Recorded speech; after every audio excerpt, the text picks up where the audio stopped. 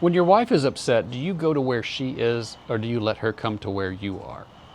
Hi, I'm Charlie McKeever, your Happy Man Coach, and in this video we're going to talk about how important it is for us to stay calm and grounded and confident when our wife gets upset. A lot of times what happens is he gets upset that she's upset, so he effectively joins her in her drama, in her upset, in her mood, whatever word you want to use to describe her state. He joins her there. He gets upset when she's upset. In fact, he doesn't like it when she's upset. He feels unsure. He feels like he's done something wrong, that he needs to apologize for something. A lot of times guys will describe it as walking on eggshells. Sometimes they talk about it as not being able to breathe. Sometimes they talk about it as, I want to relax and have some fun, and she's always in a bad mood. The problem is that no human being in this world is always in a good mood. We all have a tendency to cycle in and out of different states of being. Sometimes we're in a good mood, sometimes we're in a bad mood, sometimes we're neutral. If she can never be in a bad mood, and she always has to be in a good mood, then she never has an opportunity to express herself. And then our emotional state is connected to her mood. So we ride the roller coaster with her. We didn't ask to get on it, but somehow we jump on and we join her. And so this is what we want to do. We want to be able to unhook our emotional hose from her, meaning we don't want to get upset every time she gets upset. Right? We want to be able to stay in our lane, stay grounded within ourselves, and know that we're okay even when she gets upset.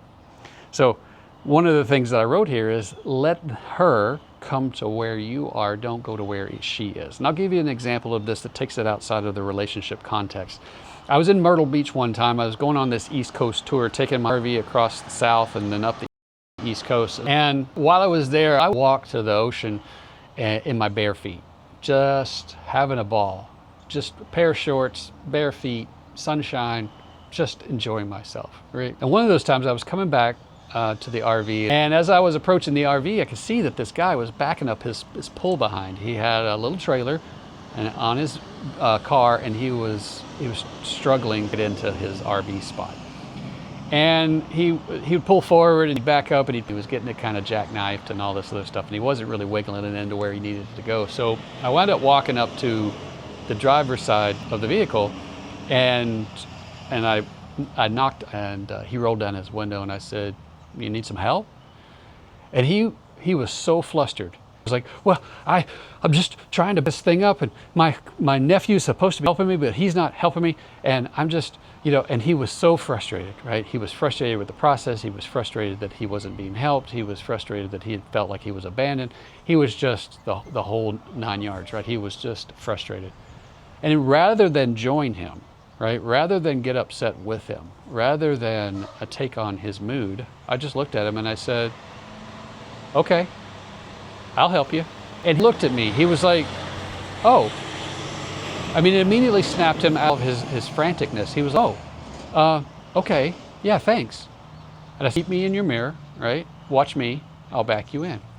I backed him in, and then I said, "There you go."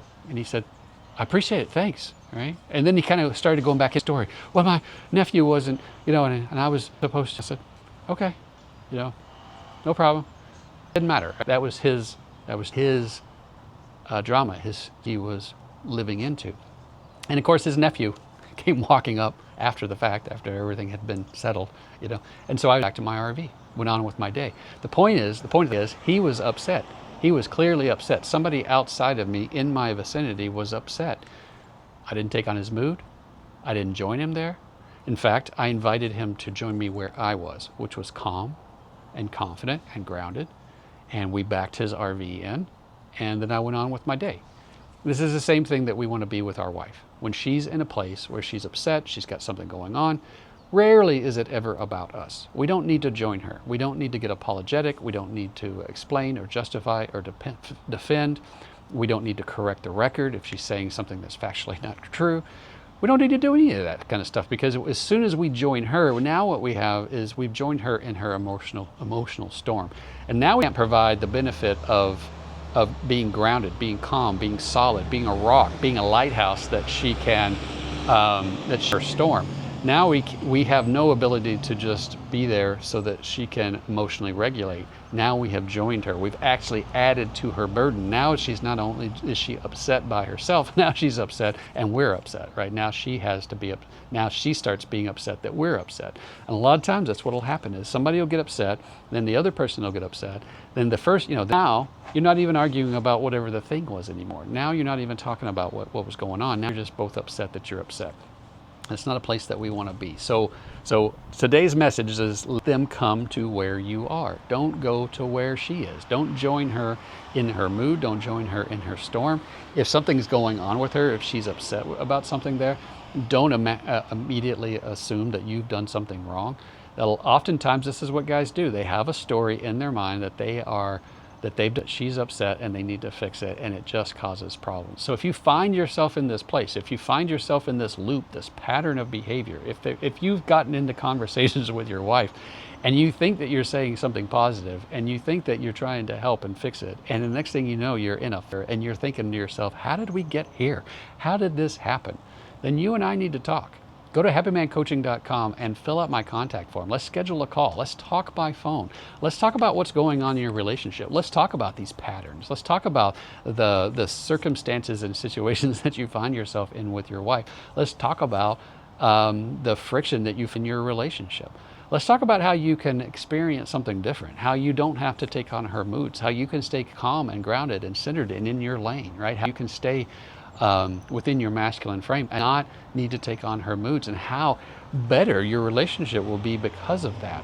How giving her the opportunity to work through her own stuff and not join her or add to her will actually it'll improve your mental space, it'll improve her mental space, and it'll stop that friction, that conflict with two of you. So go to happymancoaching.com, schedule that call, let's talk. I guarantee you after that call, you're gonna feel a whole lot better. Every guy that I talk to who gets on a 50-minute call with me and talks about these things, because he's got nobody to talk to about it. He can't talk to his friends about it. He can't talk to his family about it. His coworkers, if he's talking to them, they're tired of hearing about it. He's really got nobody to talk to. When we talk, by the end of that 50-minute call, he feels better. He feels more grounded, more centered, more confident, right? More clear about what he wants for himself and where he's going. So happymancoaching.com, book that call and let's talk.